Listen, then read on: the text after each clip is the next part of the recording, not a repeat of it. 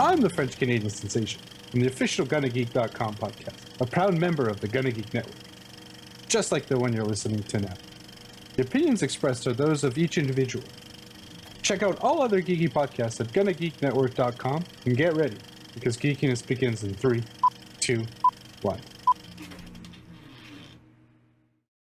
You are listening to the Starling Tribune, a podcast dedicated to the Arrow TV show. This guy gets more airtime than the Kardashians, right?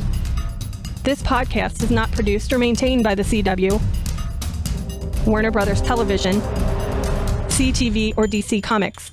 All characters, situations, and stories are the properties of Time Warner.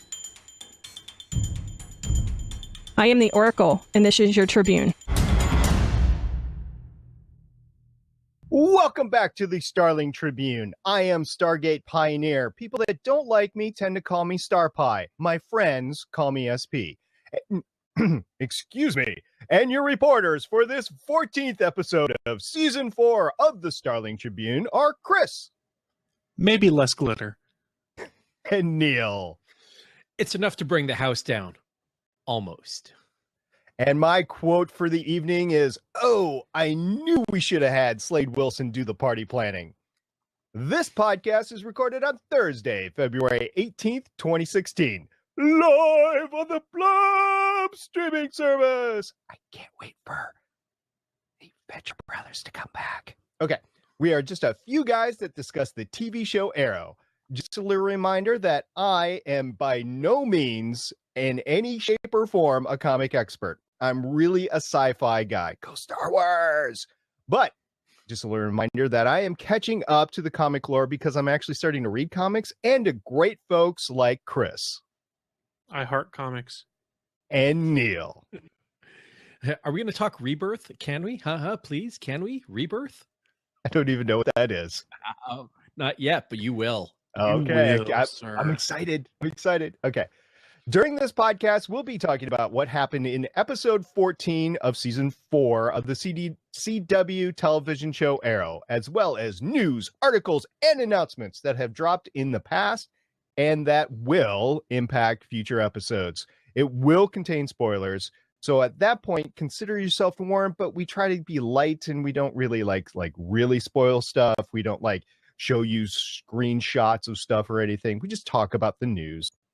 And as a reminder, all of our past episodes that have been published can be found in the archives on our network page at GonnaGeek.com. All right, ladies and gentlemen, on the 18th of March, we will not only have 1, not 2, not 3, not even 4 or 5. We're going to have 6 Gonna Geekers at C2E2, 2:45 p.m. And we will be talking about everyday podcasting, won't we, Chris? That's what I'm told. I'll believe it when I see it. We're going to go in there. We're going to talk about partying on podcasts instead. Party! So we're going to have a bunch of producers. We're going to have co-hosts. We're even going to have a newbie on and a secret guest. That's secret for now, anyway. Secret guest. Great. It's a surprise. So just stay tuned until And I'll tell you this. It's not Batman. I'm Batman. Uh-oh. Nicely done. That's right. Okay, but enough of that. And we'll talk more about upcoming panels for the Gonna Geek later in the show. Right now, we're going to get into it. We're going to talk about the Arrow episode Code of Silence. Neil, break it down. All right, guys.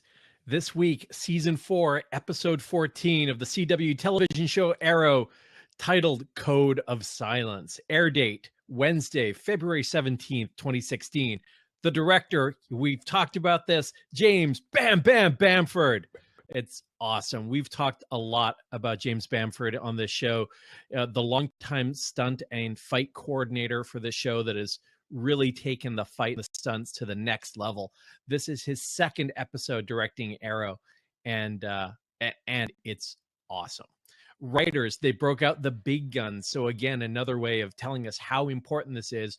Wendy Miracle herself, executive producer on 23 episodes, co-executive producer on 23 episodes, producer on 23 episodes, co-producer on 20, writer on 16, and more importantly for next week, the writer of the Vixen series on CWC. Yes. The co-writer for this episode is Oscar Balderrama, script coordinator for 46 episodes, writer on 4, plus a great resume, Everwood, Drop Dead Diva, Mob Doctor, and others. So definitely the A-list writing talent and one of my favorite directors for this show, James Bamford. Absolutely. This was a fun episode. Okay, Code of Silence. I thought a little bit about this because I'm thinking in terms of titles, and that's always what comes to my mind is what's the theme of this episode for the title. So Ollie's got his little thing with William, and we'll talk about that later. It comes up with Thea and stuff. And you have Quentin out of the blue, all of a sudden wanting to push Mama Smoke away. Bad Quentin, don't do that. Although I think at some point in time, Mama Smoke's gonna know what's going around her. So, I mean, she's gonna be in on the secret, right? I mean, everyone else knows all the secret identities anyways. What's one more? Yeah, right. She's the only one who doesn't. So That's right. You got that, and you've got Reva, who is apparently not married. Wink, wink, nudge, nudge. Scandalous. Oh, yeah. So you got all that going on. So, Chris, what do you think the theme is? Secrets are bad, and eventually they come to bite you in the tuchus. Tuchus. You can blame Brian Michael Bendis for my using the word tuchus. Tuchus. Yeah, Ollie is keeping secrets and feels bad about his secrets was definitely the writers brought it back over and over again. They're like, guys, just to make sure you didn't miss that secrets are bad and that Ollie is keeping a bad secret, and we're going to parallel that in Lens, and we're going to parallel it kind of in the flashbacks. Not so much because his secret is out in the flashbacks, but yeah, lying's bad and it's going to destroy people. The flashbacks are all about, hey, remember, Oliver Queen used to kill people and do it quite brutally. Here's the birth of that killer. Should we talk about the flashback now and get that out of the way? Yeah, let's do that. Okay, I came up with a great idea.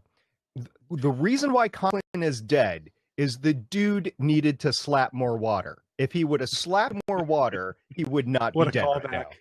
What a callback. Wow. Classic Starling Tribune. That was a deep cut. That's right here. You know what? He had to go. He was not a nice guy. He was in the way. I was actually taken a bit aback when the rest of the prisoners said, all right, you want to prove it? Kill Conklin. And I was like, huh. Well, he's universally loathed is what it comes down to. Nobody likes him. Even them that are supposed to work with him, I don't think really like him that much. Yeah. So he's been in a lot of stuff, right? He's been in Sanctuary. He's like the proverbial. The actor's name is Ryan Robbins, and I like everything he's in. He's been in that summer Falling Skies. He's just a ton of stuff, and he always has like a secondary role or whatever. So I knew when they brought him in that he was going to last the season. He wasn't going to be Ollie's buddy or anything. He'd basically coming in to die. Yeah, right. And I'm just surprised he lasted this long, but he's managed to screw up a lot of things in the process. And the dude's actually a little bit capable, and I'm just, yeah, he could have slapped some more water to survive, but he didn't, so oh well. Yeah, and it's interesting that you say this is the birth of the killer, Chris, because he's 1 year away, effectively, or a year and a third of a season, let's say, from coming back to Starling Tribune, where he was putting people down left, right, and center without a care in the world. Well, there's that. I had that same thought. A year. Yeah, I had that same thought. Watching something. He's about a year out for him to come back and be a brutal killer, unless they stretch next season's flashbacks into 2 years or something like that. And at the same time, how are you going to grow that giant beard in a year? Because he had this giant beard when they found him. I don't know how you grow that in a year. I could grow it in 5 weeks, guys. Whatever. But look at the speed that Oliver Queen's beard has grown in the last almost 4 years. It has not been that quick. And now he even got a haircut. There's beard extensions. They probably still have the prop from season 1 around. No, so what you're saying is Amanda Waller is going to airdrop in beard extensions for him to protect his cover. Oh. Listen, he has the proverbial 5 o'clock shadow. He's probably shaving twice a day. You never know. I'm betting No, he's got months. He's got that. He's not shaving twice a day. He's maybe shaving like once every 3 days, and he's trimming it to look like he's not shaved. That's what he's doing. This has been the CW Arrow Hair Report. Live with your follicle report from Leanne Yu. It's the Starling Tribune. Bringing it back. The Oliver Queen Hair Report. That's again another callback to season 1. Man, bringing back a lot of stuff this episode. All right. Let's move on to, since we're talking about Conklin and Oliver, let's talk about the fights. We got to talk about the fights. Bam Bam is a bunch of fights and did not disappoint, in my opinion. A lot of street brawling, a lot of hand-to-hand combat, not necessarily the stuff that we saw out in the streets with the League of Assassins war that went on. This was close in, brutal combat, and Bam Bam did it justice. Well, let's talk about that Conklin fight to start off with. Well, Ollie picks the handcuffs, picks up the knife, and they go at it, knife fighting. I think this is the first full-on knife fight that we've seen in Arrow in a long time, as far as I can recall. They're just tiny swords, man. We saw sword fights. The mechanics are totally different. Anyways, and then the ending. I mean, tons of great dramatic action. Bam Bam's camera work on that one and the director of photography, they really focused in on the action. We didn't lose a beat in that fight. And then that dramatic ending with the knife right in the chest. I was like, dude, that's a good fight. The fight had a very Bourne feel to me, for lack of a better term. It felt like I was watching one of like the Bourne Identity when he's having those close quarter fist fights and stuff like that. And that's a compliment because those fights were done really well. It was, and bringing it back. I like to be in the BSG chapel again. Nice. For those of you that don't know, BSG had an opera house. BSG is Battlestar Galactica, so we're talking about the 2003-2004 reboot that Robert D. Moore did, and there was a whole big thing about the opera house, and this is that opera house, isn't it? Again. I actually think this is separate. So they have used the Opera House, which is, I believe it's the Orpheum Theater here in Vancouver. So this was actually a different theater. You didn't see the Gothic arches at the back of it. That's true. You didn't. Yeah. They have used that once before in the season. I think when he was announcing, I think it was like episode 2 or 3 of season 4. So they have used it. Okay. Well, so it had that feel to it. And the fights in there were amazing. And Oliver is like the big, good fighter. He's got the A game. He's the best that Team Arrow has. And he's having a go with this guy. I mean, this guy could probably give Damien Dark and Malcolm Merlin a run for their money too. Yeah. No,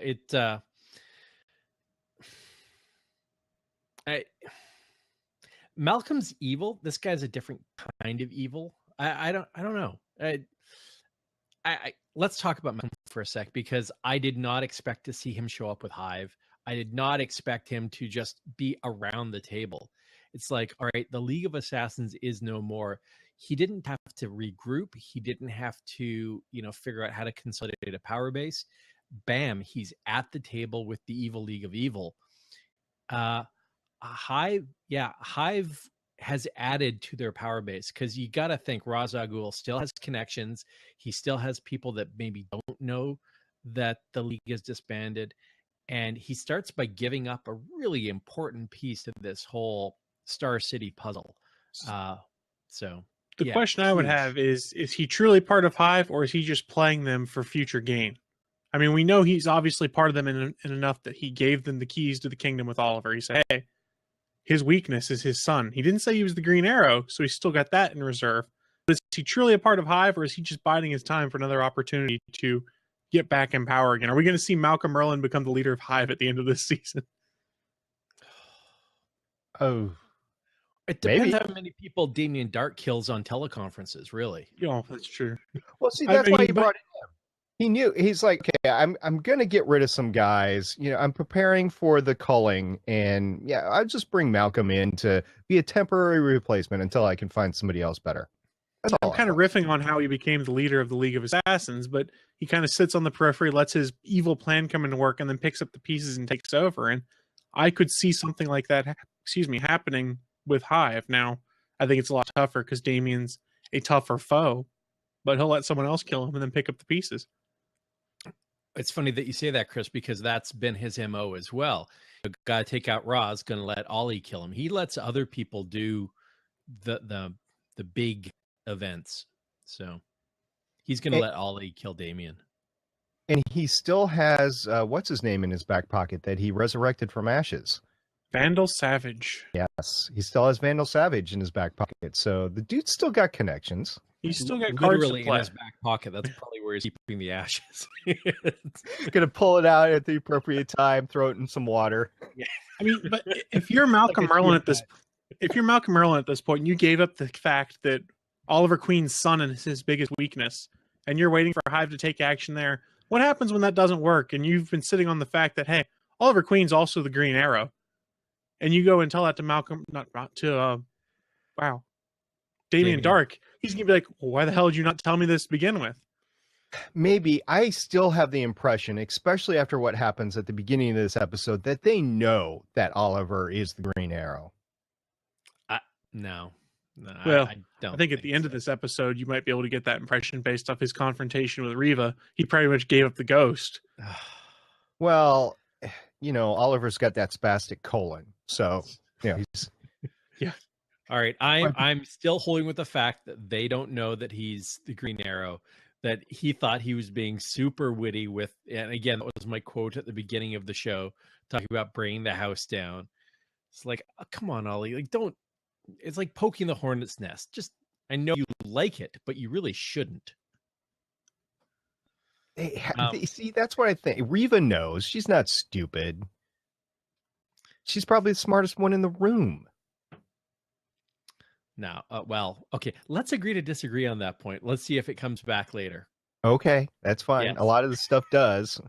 Let's see, we're on episode 14? We got 9 left. We'll see what happens. We'll put a quarter on that one. You're probably right, but all right. Hey, listen. There were a few fights that we didn't talk about before we leave the fight scenes altogether. There was Diggle bruising it up with Jackhammer in that great fight in the first building.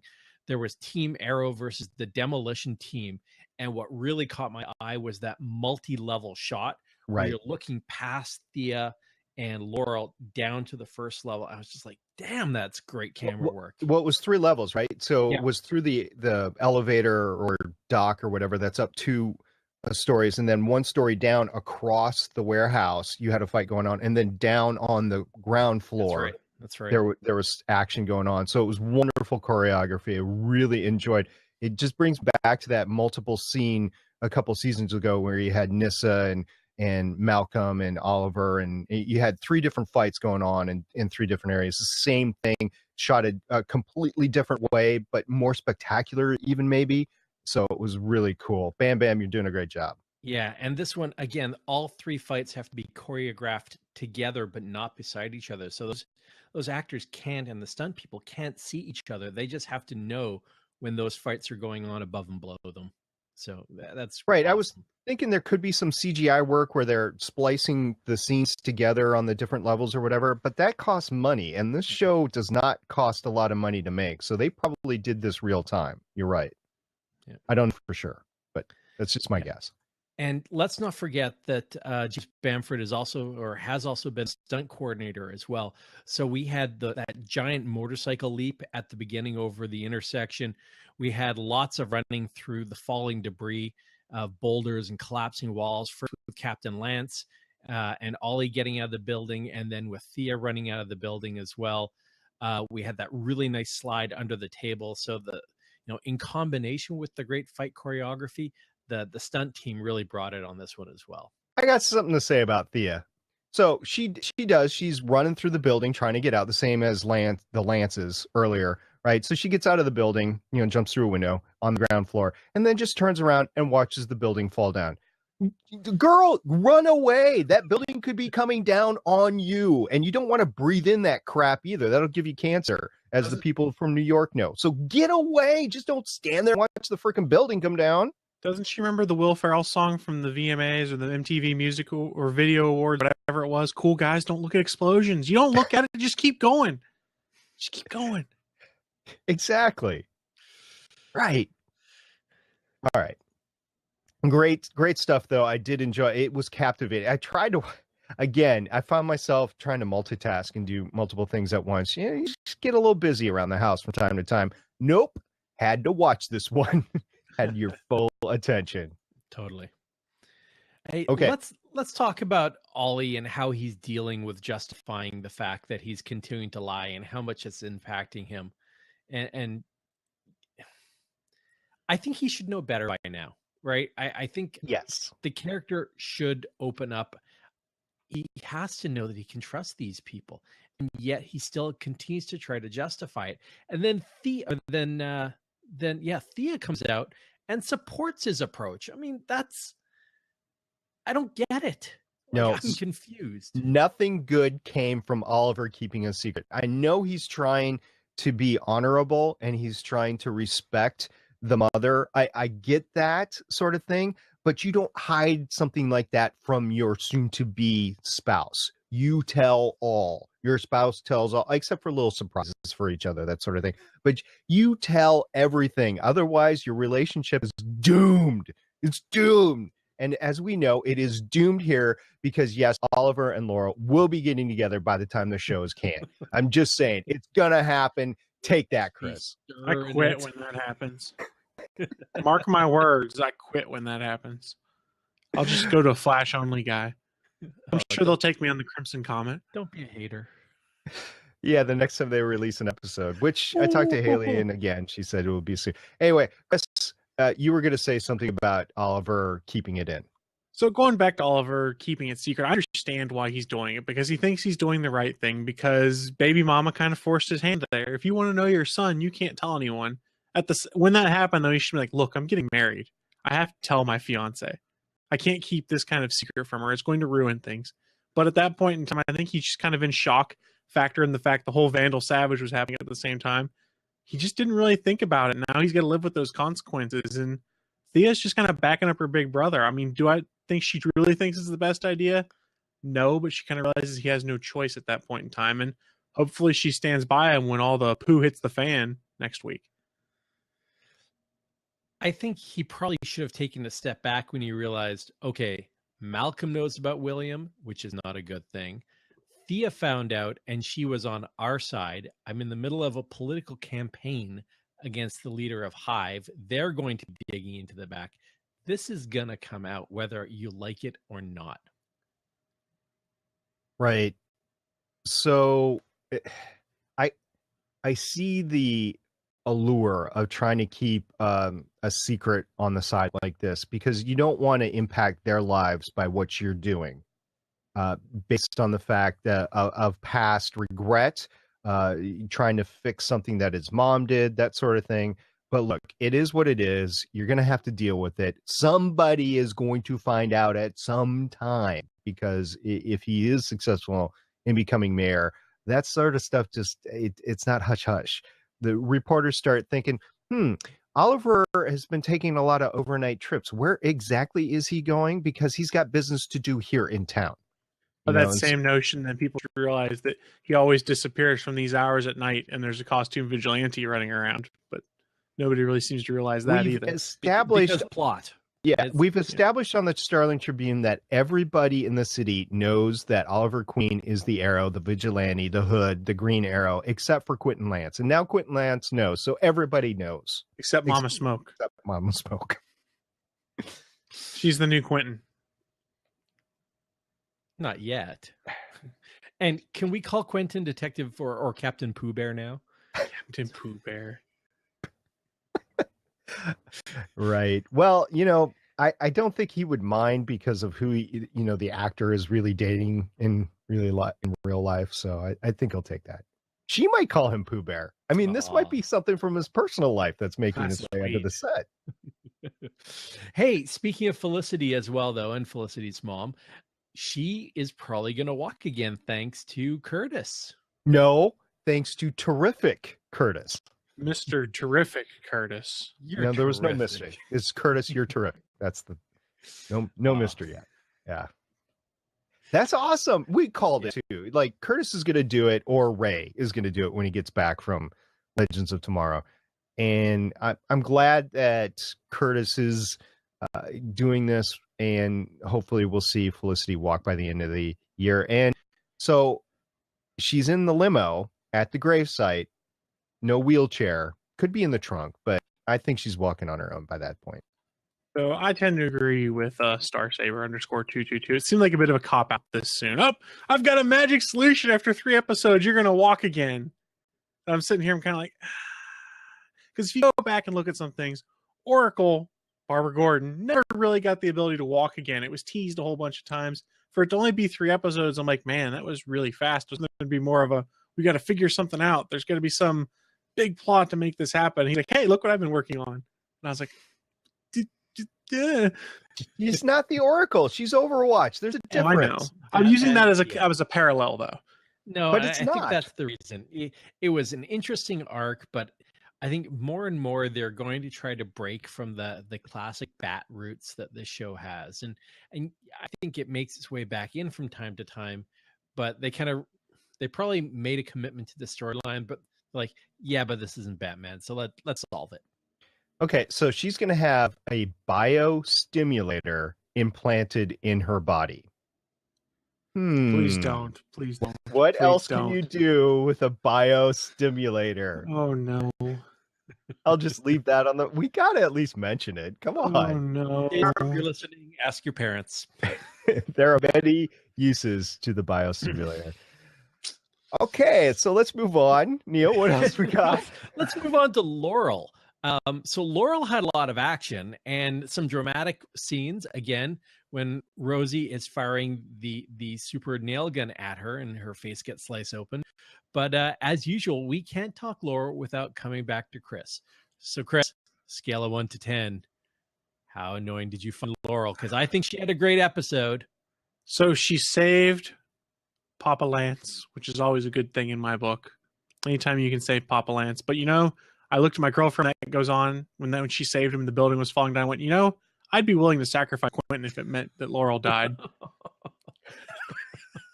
I wanted to bring that. But in all honesty, from a scale of 1 to 10, with 10 being the most annoying, I'd say like a 2 maybe. She really wasn't that annoying this week. So Chris, let me ask. I mean, they could go completely off canon. So what if Laurel is in the grave?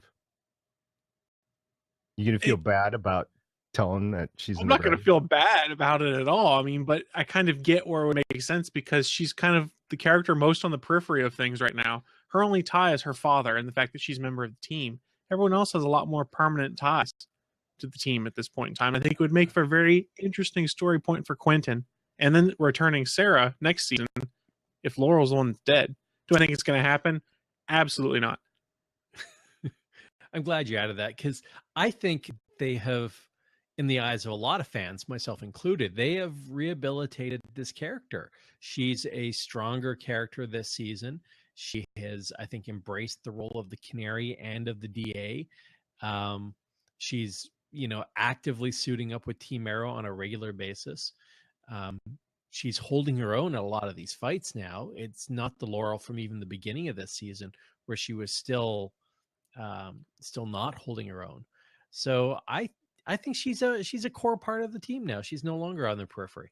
And see, I agree with the fact that they've rehabilitated the character. I think my dislike is a lot of lingering feelings from previous seasons where, like I've said before, she'd say something inherently selfish or dumb that causes everything to fall apart and it would make me get upset. I think part of my dislike now is I remember bits of that. She's not been doing that near as much this season. Like when she's comforting Diggle, when he's talking about Andy and things like that, there's great moments for that character progressing. It's just I can't get past the stupidity from prior seasons. Laurel bugs me. I'm sorry, guys. It's getting better. Slowly. Yeah, I don't mind her very much. I think she's in a tough spot. she's because her sister's gone, and she presumably doesn't have any contact with her even before she left with on the quest for Vandal Savage with Legends of Tomorrow, and her dad. It's just her and her dad basically, and I just I get this feeling that they're just waiting for something to pop in the plot, and then she's going to circle right back in. And she's a stronger Laurel. She's a more competent Laurel. She's not saying stupid things. She's actually giving good advice when talking to people. So I hate to say it, but because I really disliked the way her character's arc went in season 2, and it never really recovered for me, but I think it's starting to now. So The character's growing up is what's happening now. The Pretty character's finally growing up and blossoming and becoming someone that is much more likable. Agreed. Someone who's been likable pretty much from the start has been Diggle, though. And guys, listen, as soon as his identity concealment device got knocked off his head, I was pointing at the screen. I'm like, you see, that's why you need a back on your helmet. yeah, helmet time. We're going to get it before the end of the season, right? We've been told that a better helmet is coming. So they have teased that he'd be getting an enhancement to his identity concealment device, and my guess is probably something that tightens on a little better and maybe has a back. Maybe a little bit more padding to take a 12-pound sledge to the back of the head. I'm just, maybe might be good. It would help. I think Curtis could, jury rig something up. Curtis or Cisco? Cisco. My vote's on Cisco. Yeah, there you go. I always defer to Cisco, though, I'll be honest. When it comes to my superhero apparel, I want Cisco to do it. Okay, so did you guys watch Flash this week? I did. I did as well. Okay, no spoilers here because we're a spoiler-free on Flash cast in here because there are some people that just haven't had a chance to watch it yet. However, in the preview for next week, Diggle shows up in Central City again. Right?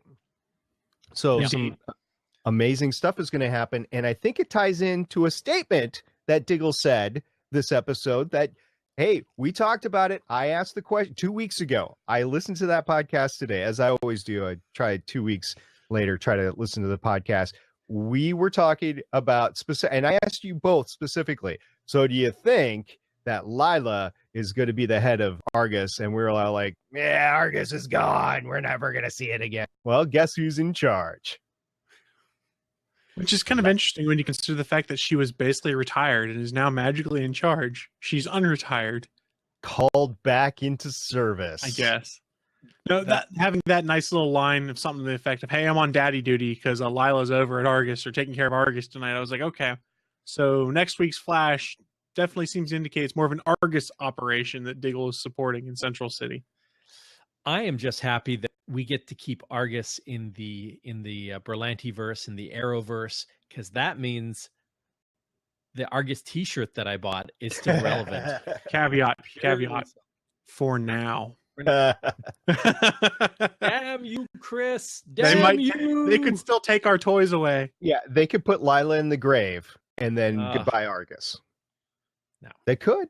It'd be an interesting way.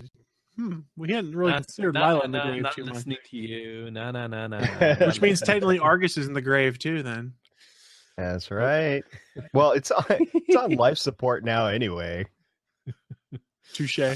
All right. So Speedy had we talked about Speedy's action before, which was really great, but she had some off the action scenes as well, particularly with Oliver. She's running the campaign. We'll talk about Mr. Political Intern dude in a second. But so Neil, what do you think about Thea's non-action scenes in this episode? I think her big scene, and we talked about this a bit earlier, was the digging that she had done with the campaign into Ollie's background, kind of red teaming himself, and then confronting Ollie on the whole William thing. And I like that she was being a big sister or a little sister and supporting her brother in a grown-up fashion. I just don't think, again, it was the right call. I think that, listen, she has been impacted by Ollie's lies almost more than anybody. If we even go back to the Ollie knew that Malcolm Merlyn was her father before she did, knew about the undertaking, knew about Mom's involvement in it. It has impacted her immensely across the entire series, not just a season, but the series. And now she's saying, no, you shouldn't tell. The right thing to do is not to tell her. I don't buy that for a second. Well, you've got to remember, she's the daughter of Malcolm Merlyn and wow, I forgot the character of the mom now. Moira Queen. What do those two characters deal most in? Secrets. She's bred to be like, oh, keep that a secret. And she's still got the bloodlust or something funky going on with that, right? Right. In all seriousness, she's following what her brother's wish seems to be on that. He's got to keep it quiet to see his son, and she's kind of backing him up. I don't know if she necessarily agrees with it. She doesn't seem to say one way or another. Who knows? Well, no, because she was saying, listen, people will go at your family to get to you, and it's dangerous, and the fewer people that know about, your family and your son, the better. So, I think she was overtly saying it's the right thing to do, but yeah, but ignore the fact that I found it and that the other political team will probably find it. And so, yeah, I just I didn't buy it. Okay. So I'll just mention, since we're leaving Thea and the political talk, Alex, this was a pretty pivotal episode for him to be around, and he was off visiting his sick mother. That's twice this week that excuse has been used on comic book TV. Agent Carter on Tuesday night was the first. Not cool. He should have been there. Political intern dude who's in the grave should have been there. That's it might have been a conflict or something. They couldn't get him for the week, but he could have been used in this episode, especially since he is part of Hive. And he could have been working behind the scenes with the guys putting the bombs. Maybe that's your subtle hint right there that he is part of Hive, is he's off plotting Hive plans and conspiracy theories instead of plotting campaign wins and victories. That's right. He just didn't want to be anywhere near the debate. So Mama's sick, got to go home. I think he had to go to Spain and clean up the body for Damien. Somebody's got it, right? Oh, I hate being Damien's intern as well. I hate this. So you guys agree with me that he's working for Hive? Okay, no, I'm glad we finally. No, just like random DJ dude from season 3 or 2. Yeah, no, they can't. They cannot use that same device twice. Yes, they can. Let's bring somebody in for Thea. Oh, it's a double agent again. Let's bring. Hey, nobody will see this coming. You've read comics for how many years? They can use the same device twice. You should know better than everybody. Oh, but I choose not to. I see. Okay. Hey, let's talk about the Demolition Team, because let's bring back the villain of the week scale, with 1 being Moist from Dr. Horrible, sing along blog, and 10 being Deathstroke as far as effectiveness, deadliness, how much you like them. 1 is at the bottom of the scale. 10 is at the top of the scale, starting with Chris, Demolition Team. 6, maybe? I feel like I'm going a little high on it. I mean, they accomplished their mission of taking out buildings. They just can't kill anyone inside, and it looks cool. 6 is crazy. I mean, this is the first time you've broken 5, Chris. I'm blown away. I could have sworn I'd broken 5 before. I don't think so. No way, man. Maybe I'm just having happy pills tonight or something. I don't know. SP, where are you ranking the Demolition Team? Okay, so I'm going to tell you my rationale before I give you my number. Okay, so Sledgehammer guy was pretty cool. I mean, he's whipping that thing around like it's just like it's a wiffle ball bat, really. And he's making some large damage, whatever. And he's going toe to toe with Spartan, who is not a lightweight, in terms of experience, in terms of technique, in terms of power. So that was pretty cool. nail gun woman, that was great. That was straight out of Lethal Weapon, and I loved it. It was awesome. I know it's been in more stuff than Lethal Weapon, but that's the first time I saw a nail gun used in anger, and I'm like, ew. So I actually have some nail guns like right over that wall over there, not in the room, but in my wood shop over there. And I have tested them to make sure that I couldn't shoot myself, right? Based on that. So I thought that was pretty cool. I did. And then we talked about it before. The other dude, he went toe to toe with Oliver, and he kept up. Matter of fact, he got the advantage a few times. Of course, he couldn't seal the deal, but he was there doing it. And I think that because of that, because I can't go toe to toe with Oliver, there's no way that I could do that. I mean, I'd spray and pray with an M4 or something. So I based on that, and Moist from Dr. Horrible and Tennis Deathstroke, it's definitely better than the dudes that took out Waller. I'll go with a 7. Wow, better. Well, Okay, you thought mine was high. all right, guys. You called it though, right? You called it. They could not seal the deal, right? The guys that took out Waller, and I'm going to come back to this because I'm still can't believe how low you guys Hey, ranked. to be fair, I Shadow couldn't seal the Spire. deal a lot in college, but I still rated myself fairly high.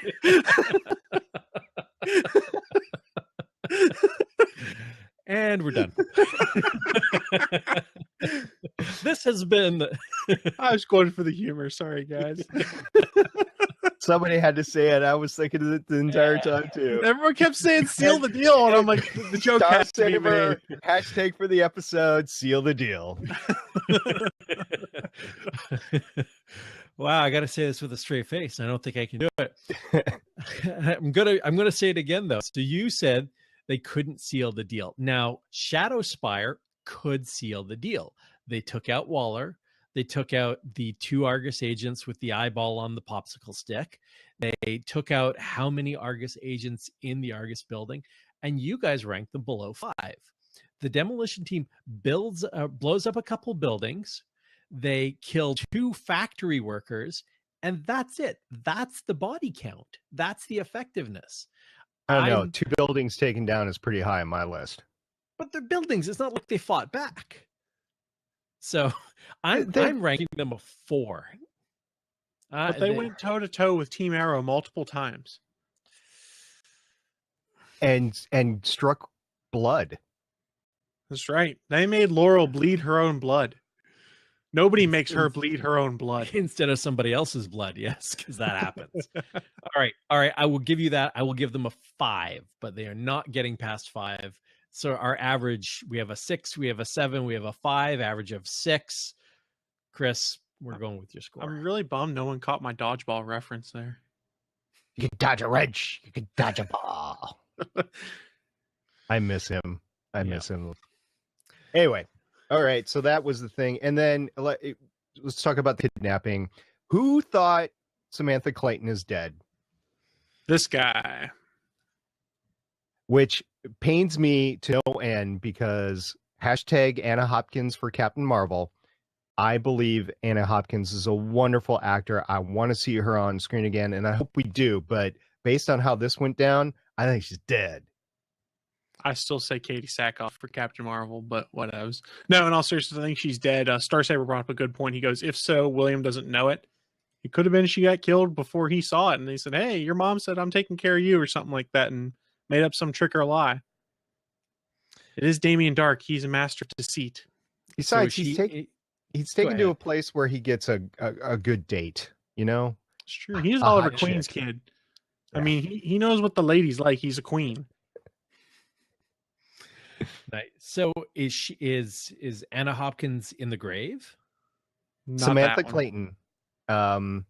We've talked about this before. I don't think that would upset Felicity as much. No, I think you're right. I tend to agree. She's going to be mad, obviously, that's Oliver's baby mama, but she's not going to be mad and big. You've got to kill him for doing that.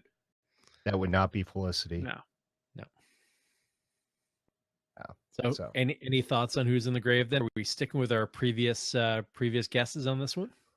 This went strong towards William on this one. I'll give them credit for them being Wendy Miracle and Greg Berlanti and whoever else is really helming the season. Every episode, it's like, well, it could be this. It could be this. In this episode alone, you look at Mama Smoke and William a lot more than you did in the past. And Captain Lance. Yeah. That really drive that fact home that Damien is PO'd with Captain Lance at this point, and he's done with him. I would lean more heavily towards Mama Smoke and Captain Lance because that's what would cause that reaction on Felicity the most, I think. I think if it were Felicity's mom, she would still be more broken up. I don't think she would be back in the thing with dry eyes. I think she would still be a bit more messed up. I unfortunately still think it's Quentin Lance, and that really pains me because I think the show needs that character. I think it needs somebody in the city, and the Commissioner Gordon sort of character, because there really is nobody left. He is it. So I'm with SP. I kind of think it's been Quentin Lance, and it's also the same reason I think Joe West is going to die in the Flash eventually. Is you have to get rid of that older mentor to make the heroes stand on their own. So with Joe West, I think that he is such a fan favorite at this moment that they're not going to do it on Earth One. Right. Well, I don't think they're going to kill him anytime soon. I still think we're a couple years out from that being the case. But at some point, Joe West, that crutch will have to be removed. And I think that's what you might see with Captain Lance in this case is that, remember, they made a big point of Oliver telling him, you inspired me to do this, to act in the light and things like that. They've healed the breach, rather. Okay. That puts Target better on his back. So just to be clear, Joe West is not Moira Queen. Moira Queen, she had to go. I was not a fan of Moira Queen. She was screwing things up so badly that that character just could not stabilize the show. I mean, you can't have Moira Queen and Malcolm Merlyn on the show. It would have just been too much chaos. So in this particular case, Joe West is not that destabilizing factor. He's a stabilizing factor. And I think Flash needs that character for a couple more years, even though they're nearing the same point in Flash. Do I know anything? No, I don't. There's no spoilers here. It's just my speculation. Wild speculation, too. And hashtag SP is always wrong. We do like wild speculation here on the Starling Tribune, though. That's half the fun. We also like wild stallions. Dude! Nice. Wild stallion. Yeah, very nice pull. I still think, speaking of wild speculation, that it's the calculator in the grave. It is out in left field, but I think she's still upset, but not totally broken. I think that the calculator is going to try to do right by his daughter. They did not resolve who the calculator was working for when he said it was my employer who wanted me to do all that stuff. I think that we're going to get him back. He's going to try to do the right thing and end up paying for it with his life. There's my wild speculation. I don't know that Oliver would be as upset about him dying, though. It's Felicity's dad. I think he would take it hard, especially. I don't know that Barry would care. Remember, Barry comes to talk to Oliver about this. Especially if Oliver tried to prevent it from Damien actually doing it. Or Malcolm, for that matter. Yeah, and again, I think he mainly, well, in that scenario, and again, it's just wild speculation, but he would be coming because he knew that impacts Felicity, not necessarily Ollie. And Ollie, Ollie feels responsible for everything that goes on around him. Just like Barry. Yeah, and that's the mark of a good superhero. Yeah. The good superhero doesn't care only about themselves. That they wouldn't be out there doing what they're doing if that was the case.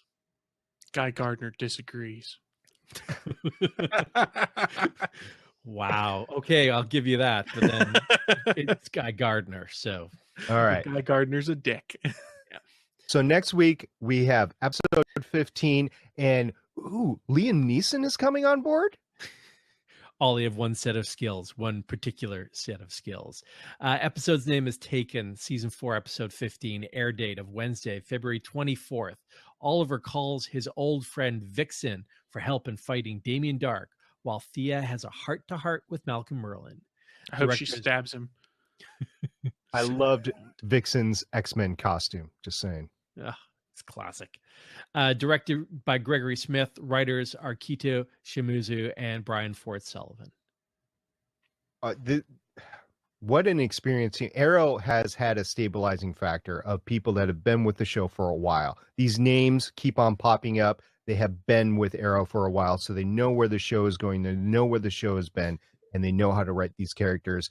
These episodes are going to be amazing. Yeah. Okay.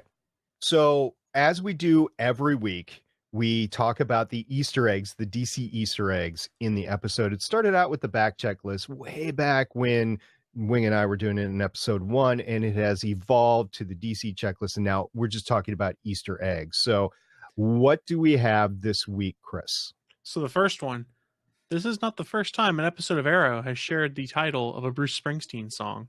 Code of Silence is a Springsteen song, I'm told. I'm not a huge fan of the boss, so I'm going to take your word for it. The second Easter egg that we have is it's not really a hidden Easter egg. It's kind of right in front of you, but it is the Demolition Team. So they are an official DC Comics supervillain team who first appeared actually as a Green Lantern villain. And remember back with classic Green Lantern, the green power rings couldn't work against yellow. The Demolition Team all showed up wearing safety yellow outfits. And that's why they made a great Green Lantern villain. They've been used again in Infinite Crisis and Superman Event Our Worlds at War. And tonight we had 3 members of the team. So it was good to see a classic, if somewhat underused, DC villains team. They might be back too because they were arrested. That's right. They can get out of prison. They broke down buildings. The prison's Iron just a Heights. fancy building. Iron Heights is just a hotel for the homeless villains. That's not too far off. It's like Arkham. The third Easter egg is, well, it's not, again, really an Easter egg, but it is a bit of crossing the streams. So Daniel Cudmore played the guy with the sledgehammer on this team. I believe his character's name was Jackhammer. He actually played Colossus in X2, X-Men Unlimited, and X-Men Last Stand, and X-Men Days of Future Past. So crossing the streams, he's next going to be seen in Warcraft. But he wasn't Colossus in Deadpool. No, he was not. Had to be done. So the next one we're gonna have to, Neil. We're just gonna have to let Chris take the next one. Just have to. Oh, well, this is when Oliver referred to Curtis as terrific. Once Felicity had gotten her cure. And Actually, I was joked talking about the one before, sir. Yeah. What did I miss before? Damien Dark Show notes. does Show notes. show notes. I'm reading the article. I was like, I don't see it. Oh, Damien Dark doing the force choke. Sorry, I was on the actual article itself, and I was like, what are you guys talking about? That was next to the list. Damien Dark pulling a total Darth Vader move and being like, you have failed me for the last time. And force choking a guy. Chris, you have failed this podcast for the last time. Reaching out over Blab. Exactly. Now I have to send an intern to your home studio to clean up. We'll just send the beardless Willie. For information on that, go watch this week's All Things Good and Nerdy. It's worth it. Okay, so this week in Arrow News, we have a feud that's been kept alive, haven't we, Neil? We have. So if you're a fan of Stephen Amell, and I am definitely on Team Amell, he and the WWE wrestling villain Stardust have had an ongoing feud. He has appeared at, I believe it was WWE Raw, or it was one of the weekend events, and where he fought Stardust, and he was awarded the Slammy. We talked about that a few weeks ago. At a comic convention this weekend, Stardust showed up to throw water in Stephen Amell's face on a panel to ask the rest of the panelists to actually leave the conference room. It's a great video. WWE has posted the full walk through the convention floor. Definitely check it out. And again, there's a great charity component in there, as Stephen Amell now has his Slammy back, and they will indeed be auctioning it off for charity. So, good. As a former big-time professional wrestling fan and now more of a casual fan, the rumors going around the professional wrestling sites is that WWE and Stephen Amell are setting up a WrestleMania fight for Stardust and the Green Arrow. So that's just a rumor at this point, but you could see Stephen Amell at WrestleMania, Wow, that'd be huge. which is basically the World Series or Super Bowl of wrestling. Every time I hear WrestleMania, I go back to Groundhog Day. WrestleMania!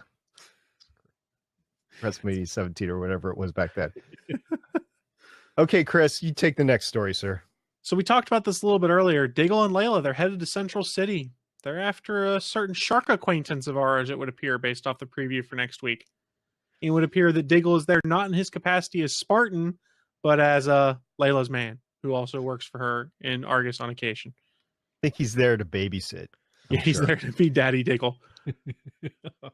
If you've seen the trailers for that episode, I love the both the audio and visual elements they have incorporated. Certain callback to a certain movie from the early 80s. Actually, it's probably the 70s at this point. 70s, I think. 70s. It is. In all seriousness, they're probably sending Diggle there because he can be a true liaison to Team Flash because he's worked with the Flash before, whereas Layla technically hasn't. Well, you know, if he's going to end up in the grave, then this is his last hurrah to Central City. No, stop No way. saying that. No. No. Nope. Kill Diggle and we riot. Just like Daryl Dixon, you kill him and we riot. It's not the same. I'm telling you, it's not. Look at the ratings. It's not the same. Okay, Neo, what do we got for the last news story? The next one, we've talked about the episode Taken, next week's episode, and there wasn't a lot of news out this week. So I figured instead of news, let's talk about Vixen, the character of Mari McCabe, who's going to be showing up in next week's episode. So just a bit about her backstory. Her first appearance was supposed to be in 1978 in a new standalone series focusing on diversity within the DC universe. The series never got off the ground, and in a limited run series called Cancelled Comic Cavalcade, the name is pretty telling. They took stuff that never even saw the light of day and just put it out the door. In 1978, we got her first appearance. Her origin story and backstory first came out in Action Comics number 521 in July of 1981. And that was the first time the character saw general release. I think one of the high points as far as the comics go was the awesome writer G. Willow Wilson. In 2008, began a 5-issue limited series called Vixen Return of the Lion. And I popped onto Comixology today to pick that up. It is all there. And just one step away from the checkout, I'm like, I think I need this in hard copy. So, yeah, I'm holding off until those good folks at Amazon get me my copy in the mail. Nice. Amazon.ca, right? Yes, I use CA for this one. Not, of course, because I can order into the U.S. and cross the borders. Mm-hmm. Nerd to do, yes.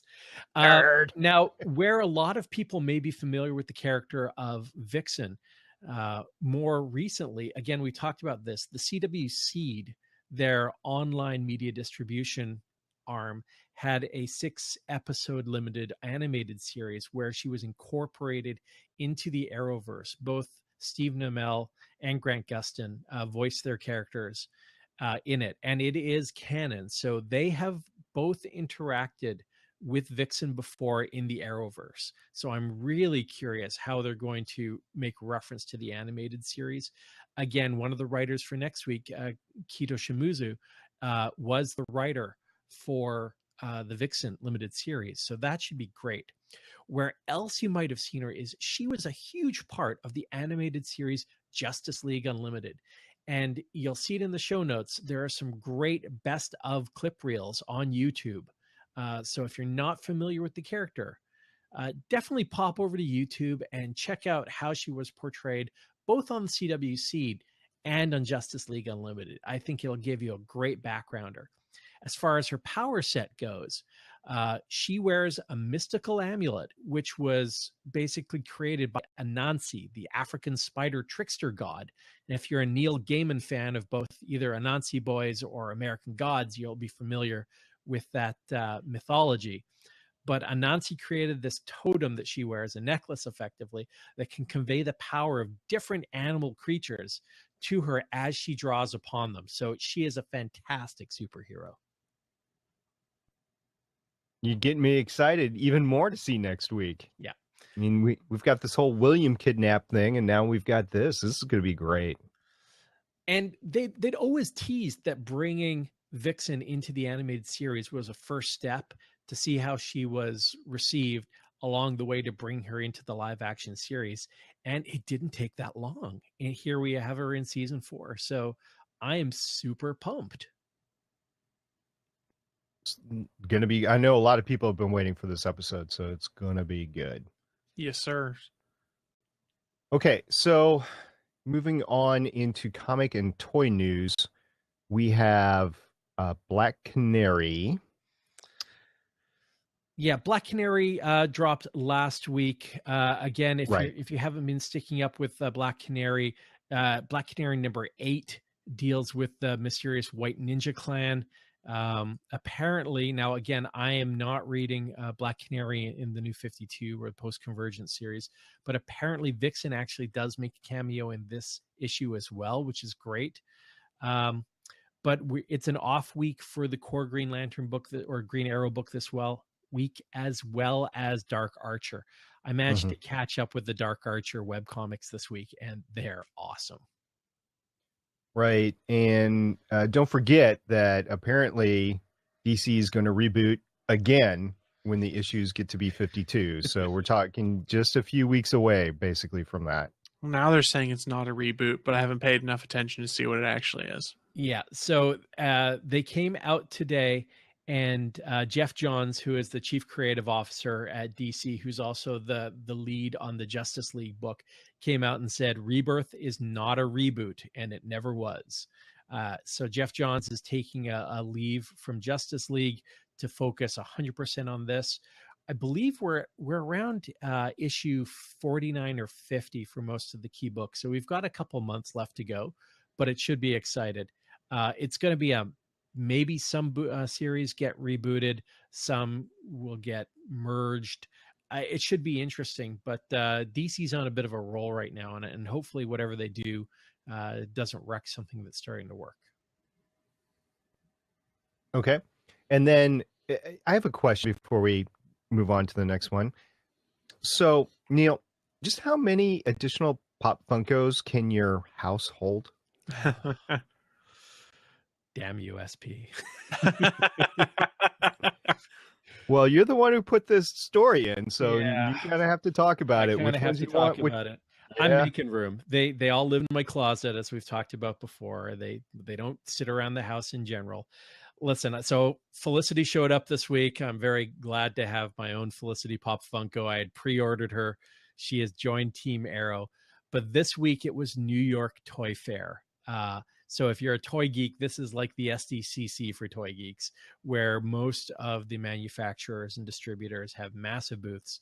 Funko outlined a great line of Suicide Squad Funkos, of Batman versus Superman, Dawn of Justice Funkos, and of course, they'll be doing a new Green Arrow Funko, and actually a Thea as Speedy Funko, which are all in the pipeline. Even better. Yeah, if you're a big fan of Arrow and not so much of what Suicide Squad has done to the Arrowverse, you should take some solace in the fact that I think the Katana Suicide Squad Pop Funko will go very nicely with your CW Arrow Pop Funkos without creating much havoc there. There you go. And then Justice League Rebirth. What's up with that? Yeah, and so we just spoke about how they aren't going to reboot the series. The Justice League Rebirth and the DC Rebirth event will be coming in a couple of months. I didn't know if this was something different or not. Okay. So now is the section of the podcast where we get to feedback. And we will talk about anything you guys tweet us, anything you email us, anything that comes up on our Facebook. If you want to comment on our posts on the GonnaGeek.com network, or if we receive voicemails. And once again, we have Black Adam coming through with that. Here we go. Hey guys, it's Adam calling in with my feedback on this week's episode of Arrow. And, well, this episode was just kind of average, middle of the road. Donna was annoying, and I'm even more sure now that she's going to be the one in the grave because of how much they're tying her in with the Quentin's stuff, and she's probably going to find something out shortly before she dies. Speaking of finding things out, Thea found out about William, and I really expected that would come out in the debate, and that would be how Felicity found out. Though I guess I was just a week off about that, with Dark being a complete jerk and kidnapping him, which I suppose, as long as he doesn't hurt him, which he seems to not be doing at the moment, would go with his code as demonstrated when the last mayoral candidate's daughter was kidnapped, and he didn't like the way Anarchy handled that situation. It was good to see Taylor from Stargate Atlantis again, though they didn't really do all that much with any of the villains this week. I'd put them at maybe a 2 or 3 on your guys' scale. Well, I guess that's about it. Can't wait to hear what you guys think. Talk to you later. Bye. Well, I disagree with his rating, but I will agree that I did expect that the William factor was going to come out in the debate. I thought that was very much a politically destabilizing event that could occur. But of course, we saw what actually happened. So you don't want to call attention to the kid if you're going to kidnap him. So keep it secret. What else do you think, Neil? All I can say is if you add a 2 to the 5, 6, and 7, the average is now 5. He's brought the average down. So back to I'm my okay with score. Way to go, Adam. I appreciate that feedback. Team, yeah, they're not so great. I love it. All right. So, Chris, what else can people look forward to on the network? So we mention this a lot because we want you guys to remember we're part of a network. There's a ton of other geeky and nerdy and awesome podcasts over at GonnaGeekNetwork.com. This week we want to highlight episode 17 of the In Defense Of cast. It's entitled My Ears, My Choice. Excuse me. This week here, welcome special guest Neil and Rolling Stone journalist and renowned Slayer biography author DX Ferris to the show, as the hosts look at the nature of music preferences, where they originate, and if/when to respectfully recommend new music. Go check that out over at GonnaGeekNetwork.com. Absolutely. And at this point in time, I'm going to insert a little promo of Gonna Geek Network hosts and producers, convention attendees. We talked about C2E2 before, but there's a lot more going on, and we're establishing a whole list of where we're going to be found throughout the year. So last weekend, Keir and Haley, both from Gallifrey Public Radio, went to Gallifrey One out in LA with some other friends and whatever, but they were both on panels when they were there, both Keir and Haley. And Haley at a Doctor Who convention talked about comics in the 70s and 80s. So that was pretty cool, if you ask me. And then Keir was on a Doctor Who related panel as well. And Peter Melnick from Audibly Exquisite on the 5th of March will be at Big Apple Con. And Keir will again be going to another Who event, Regeneration Who, on the same weekend that Chris and I will be at C2E2, and that will be the 18th through the 20th of March. And then Miss supervillain Lauren Labrat will be at AggyCon on April 1st through the 3rd, and apparently they are in the process of seeing if they're going to do a panel or not. But even if they're not doing a panel down there, then go ahead and link up with her down there. And then last, I'll throw out another Keir Hand. The dude is just amazing. He's a travel hog. He's going to be going to LI Geek that same weekend of April 2nd through 6th. So a lot of places that you can see Gonna Geekers. Will continually update this list so that you can see where people will be at in the future. All right. So thank you, everyone, for joining us this week. We really appreciate it. Blab is working tonight. It didn't work for me last night, so thank you very much. We really appreciate everybody in the chat. PopX podcast, Stephen, John Drew, Mr. Ray was in here as well. Mad Hatter as well, and of course, let's not forget Mr. Black Adam himself. So thank you, everybody, for popping on in, and anybody who was here before. Great. And if you're listening to a YouTube recast of this podcast, or if you're downloading and listening to our audio podcast and you want to join in the live fun, you can join us live on Thursdays at 6 p.m. Pacific, 9 p.m. Eastern on blab.im and search for Starling Tribune. And don't forget that after the show, we always open up the fourth seat on the Blab interface for our live listeners to hang out and share their thoughts. You can watch the next live show on the Gonna Geek Network over on geeks.live. The next live show on the network is a special spoiler-filled Legends of S.H.I.E.L.D. podcast on Deadpool, Sunday at 10 a.m. Eastern, 7 a.m. Pacific. Oh my God, guys, what are you doing to me?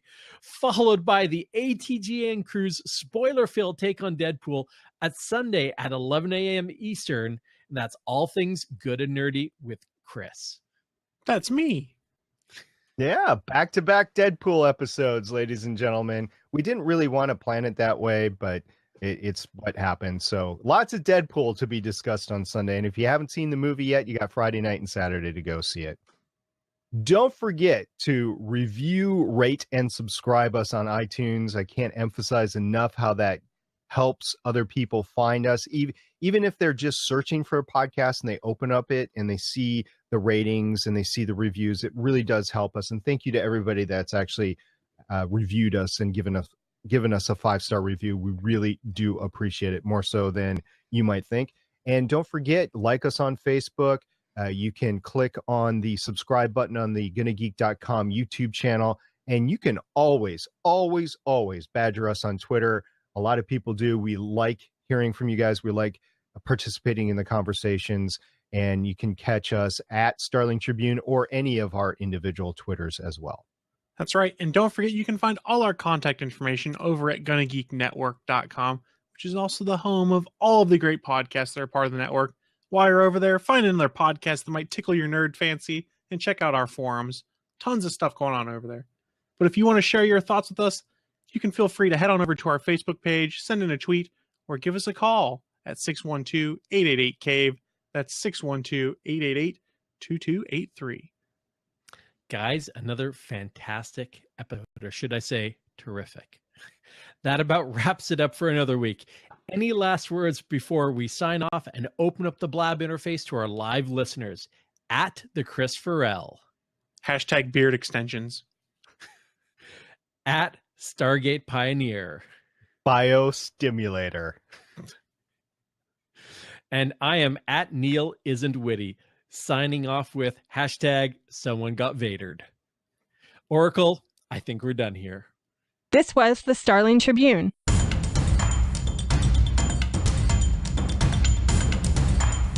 You can leave us feedback at GonnaGeek.com or check out our archive at StarlingTribune.com. Visit GonnaGeek.com for more podcasts. Music by Kevin MacLeod can be found at Incompetech.com.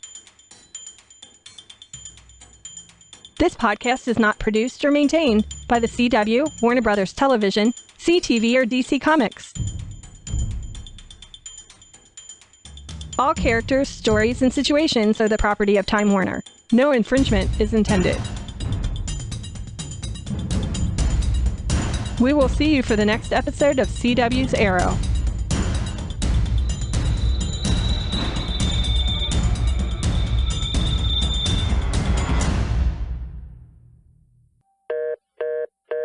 Woohoo! We made it to the end of the podcast. Now comes the fun part. Come on, guys. Come on in. Or maybe not. Not tonight. Did you guys catch any of Legends of Tomorrow before we started? I caught none of it. I caught dinner. I did see the pictures of Old Man Oliver that was released for an upcoming Legends of Tomorrow, though, and it looks pretty sweet. It does indeed. I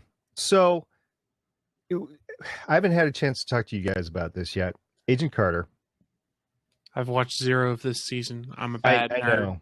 Okay, so you're Disney, you're ABC, you're Marvel, and you've got Agent Carter that is pulling Arrow numbers, but you're on a prime network slot.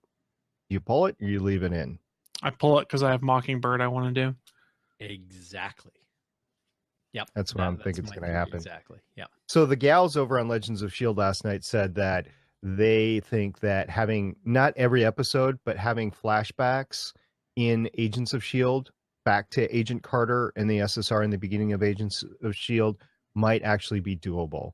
And now that you've established the base of the characters and whatever, you could actually pull off flashbacks to do that. Not, like I said, not in every episode, but you could pull it off. And I'm like, Depends on how busy Haley Atwell is going to be if this pilot gets picked up by ABC. well, that's the she's in. thing. You want to keep her involved because she's amazing. Although, I mean, her presence is not helping the season, but you want to keep her around, in my opinion. Well, I have my own theories as to how this season was not helped so much, but You know, I was thinking about that, you know, and in the off season, I'll agree with you, but during the season, there's a lot of time displaced viewership that happens, and you can't blame it all on that. I think people are just choosing other things that are more important to them. I'm not a period piece fan, and I count this as a period piece, and that's what I struggle with. I like a contemporary setting, so I was good last season. I followed it right the way through, and I just couldn't get into it this season. The the 50s era stuff, just not my bag. So, Mm-hmm. and there's a lot to watch. There's so much to watch I know. I struggle to keep up. I mean, I'm watching on the elliptical. I'm watching when I can during the week, and then I have to try to catch up on the weekend. When The Expanse was on, that was killing me because that was like a must-see thing, and I was like, that's taking time away.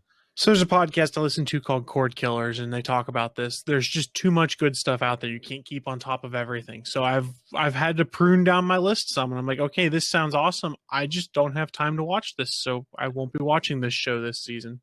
Right. So, like Quantico, there's That's a fun show which you like, and I know my daughter watches, but I'm like, I caught the first half of the first episode. And I'm like, it's not making the cut for me right now. So I just, with everything else going on, I can't do it. So in all seriousness, it probably would not have made the cut for me until I watched it over Christmas break when there was nothing on and I was off work for like 2 weeks. So I was like, I've heard things about this. I'll watch it. And I watched like the first, 13 episodes they've aired. And I was like, some bitch, this is pretty good. And then I was like, when do I have to wait for it to come back? Bear in mind, this was December. I was like, mid-March? Why the hell did I watch this and got mad? Yeah. Now, Chris, are you still watching Shannara? I gave up on that one too, just because I couldn't fit it in with everything else I was watching, and it was just at the bottom of the queue there. I really enjoyed Manu Bennett on it, but I have other stuff I need to watch. I'd rather be watching Agent Carter, and I still haven't gotten to that. Yeah, we just tried to bring The Magicians into our rotation as well. Yep. Another great series, another filmed here in Vancouver. I'm now 2 behind on it. We're fans of the books as well, so that it's got that hook for us. So. Yeah, it's tough. And yeah, I stalled out on episode 8 of Jessica Jones. And again, my wife and I were planning an all-day binge of the next Daredevil. And we're like, man, we got to finish the series. So. Yeah, Chris and I, we're broke on that, both of us, because we will be in Chicago at a convention that weekend. And even if we left early to come home, whatever, there's just no way in our schedules that we can pick up the full series of Daredevil that weekend. It's just not going to happen for us. Then the next weekend is Batman versus Superman. I am not going to see that movie the opening weekend unless something drastic happens. I know a lot of people will. I know a lot of people are excited about it. I'm most excited about Wonder Woman. And I went to go see Deadpool, and I saw the trailer for Batman versus Superman in front of that. And it's still not exciting me, not in the least bit. I got a little bit more into the story, whatever. I'm like, okay, I'll wait to see it. But that's just an example. So you got Daredevil, you got Batman versus Superman, you've got all the rest of the movies coming out. I still have to see Jurassic World from last year.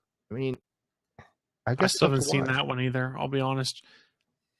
I know. I realized I was talking to the girlfriend. She was excited about Deadpool. I was like, you do know I'm not here that weekend, right? I'm going to Chicago that weekend. I won't be back until Sunday at like 6:30, 7 o'clock in the evening. She's like, what? I was like, yeah. She goes, well, I can watch this. Just don't spoil me. I don't care what you watch. And Popcast in the chat just said Civil War, Doctor Strange. And Yeah. I am super excited for I Doctor thought Doctor Strange. Strange was next year. No, No, it's this year. I This. think. Bitch, it's November, isn't it? It's Yeah. in the Guardians of the Galaxy time spot this year in August or whatever. Yeah, this year is crazy, and I don't ever see it slow down. And let's not forget, you have the Star Trek movie coming out. You have Independence Day coming out. You have all these great movies that are coming out, and I got a life to live. You know, I got chores to do. I have fun to have. I have a summer home that I have to go and take care of and then have fun at and stuff like that. It's like I appreciate all this. I really do.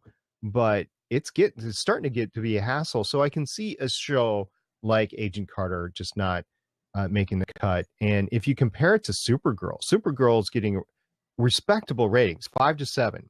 Agent Carter is getting 2 or 3. I literally just started getting caught up on Supergirl because I only watched the first 2 episodes, and I think I've powered through up to episode 7 now in the last week. Wow.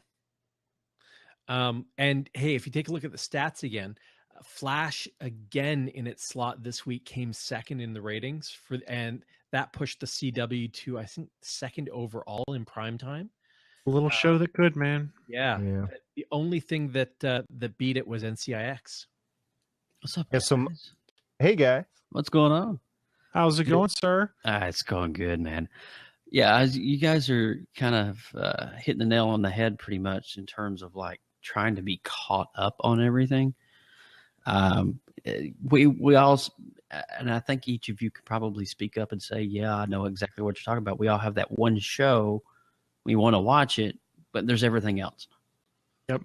And for me, that one show, and I mean, I heard somebody say Agent Carter. For me, that one show is Agents of S.H.I.E.L.D. I just can't get caught up on it. I'm like back in season 2. And it's an amazing show. I know it is. And it's just, with everything that's going on, I'm just like, oh. I'm like, I know it's a great time to be a geek.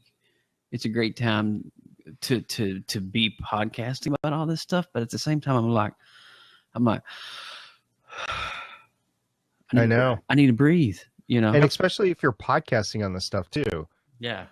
I had to work out a workflow. I am in constant production. I have no time to go.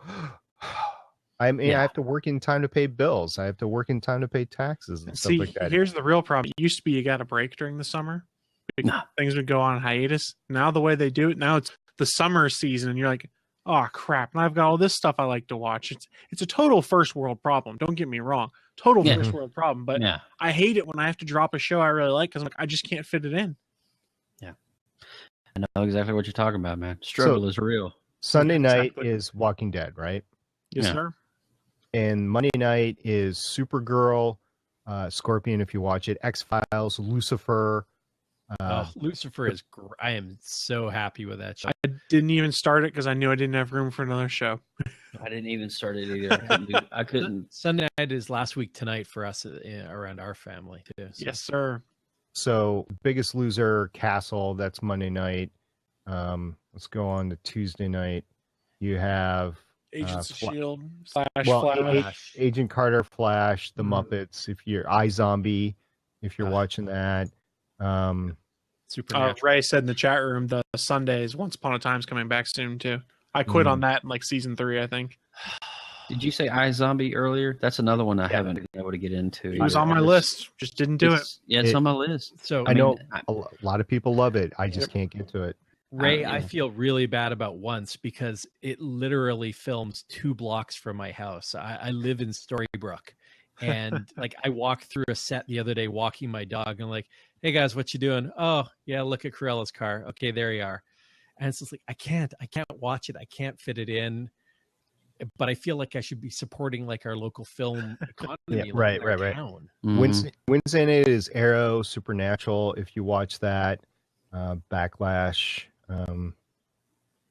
Supernatural is a ton of fun this season as well. It is because I heard it was like nobody really wanted to be there. I know the girlfriend's loving it. She said it's been really good this season. Yeah, this season's been great. I know that the folks on Crimson Comic were kind of bashing on it, but I think it's a fantastic season. Thursday night, you've got Big Bang Theory, You have Yumi and the Apocalypse, The Blacklist, DC's Legends of Tomorrow, The 100. It's crazy. And then tomorrow night is it free? Tomorrow night's Thursday night. You've got Last Man Grim on Standing. Fridays. No, tonight's Thursday night. Tonight's Shit. Thursday, yeah. Yeah, Last Man Standing, Shark Tank, The Vampire Diaries. Still have Grim, or did they move Grim? Or is It's Grim on. back? It used to be Fridays, It's not on but right Monsters now. came after. Yeah, I don't remember what night it's on now, though. And don't forget, we are in like the end of the hiatus, so a lot of like Person of Interest will be coming back. I will be watching that. It's the last half of the last season or whatever, and I want to see how that ends up. It's gotten a little freaky, but I want to see how they ended up. And you've got 12 Monkeys coming back on Sci-Fi, which is an amazing show. I didn't think I was going to like it at all. I loved it. And actually, Sci-Fi's got a plate full of great shows this summer. It'll have Dark Matters. It'll have Killers. And then there's some other shows that Sci-Fi's having on too. Isn't CBS in 2017 launching also the new Star Trek series? That they are, which will Yeah. be first episode on TV, and the rest of it will be on their streaming That's CBS All phenomenal. Access, I think. Yeah. Wow. So, I mean, I just went through the TV guide list for next week, right? And a lot of these shows, like Agents of S.H.I.E.L.D. wasn't on that list because it's in the Agent Carter hiatus, and they're really trying to speed that up to get Agents of S.H.I.E.L.D. back because they're losing some ground on that time slot. And you've got a lot of shows coming back in the next month that aren't on right now. It's a good problem to have, right? But Yes. when you get down to trying to live a life, It's difficult. in some things, Yeah. but like the Hulu, is it the Hulu series, the 11/23/60? It's Hulu. It's an 8-part series. It just started out last week, and that's out. You have Daredevil coming out. We talked about that. A lot of people haven't finished Jessica Jones for one reason or the other. We haven't finished podcasting about it on Legends of S.H.I.E.L.D., even though I've seen the whole thing. It's just a lot of stuff. And then you had comics, you had real novels, you had, oh my God, video games. I'm still trying not to play Fallout because I know that will just suck me down a big black hole. Yep. I bought an Xbox One Halo Special Edition. I bought a PS4, and I've been playing as my cool down after I work out. I'll go out and I'll play Battlefront for like 15 minutes, and I'll do the solo training missions, and that's it. I got to move on to the next thing. It's actually sad. That's pretty sad because my wife got me Battlefront for Christmas, the deluxe edition, and with so much going on in my life, by day I produce video for a television station here in Orlando. And so between that and then coming home and catching up on whatever shows I have to do, then real life getting in the way. It's just like, where? I know. Yeah, I'm in Orlando, man. Yeah, Orlando, Florida. I was going to say that's nice. Yeah. So yeah, again, first world problems. It's great to have all these great shows on. Because you take a look at just a few years ago, you had Smallville, you had No Ordinary Family, Hero. I'm so glad Heroes is done with. I'm so glad. For because now, I'm sure I they'll bring it back again just to screw with me. did not have time for that show. I heard they didn't renew it. No, Yeah, they did but not. give it another few years again, and they'll Yeah. get bored, and it'll come back with promise of being great, and it'll be average at best. They put so much promise into this season. Oh, it's going to be so good. No. It was typical Heroes. Yeah.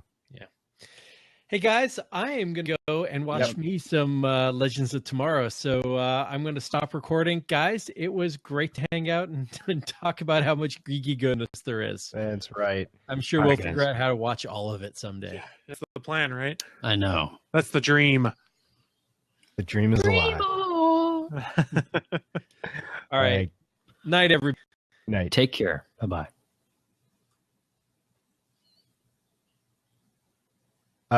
Before I hang up, is there anybody else in the chat that wants in?